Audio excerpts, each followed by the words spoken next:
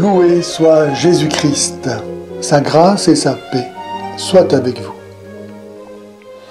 Le Coran se présente lui-même comme un livre évident qui contient des versets clairs à l'égard duquel il n'y a donc point à avoir de doute. Or, voici une preuve du contraire. Nous lisons à la sourate 30, versets 2 à 4, « Les Romains, c'est-à-dire en fait les Byzantins, ont été vaincus tout près de la terre sainte, et après avoir été vaincus, ils vaincront dans quelques années.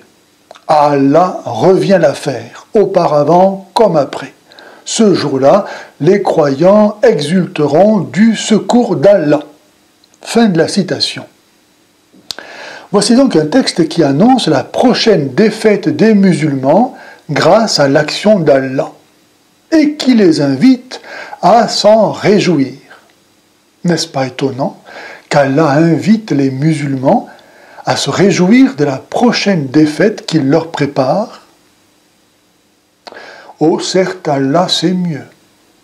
Mais quand on sait aussi qu'en arabe, les voyelles déterminent la forme passive ou active des mots, et qu'il suffit de changer la vocalisation de deux mots de même racine, ont été vaincus et vaincront, dans ce texte, alors celui-ci prend un tout autre sens.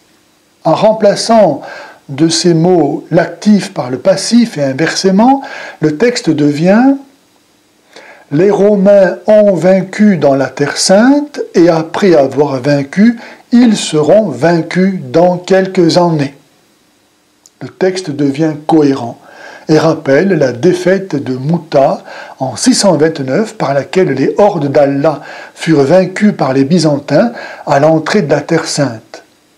Ce verset a alors certainement été écrit pour relever le courage des vaincus en leur promettant d'être eux-mêmes prochainement vainqueurs, ce qui s'est effectivement et malheureusement réalisé avec la prise de Jérusalem en 638.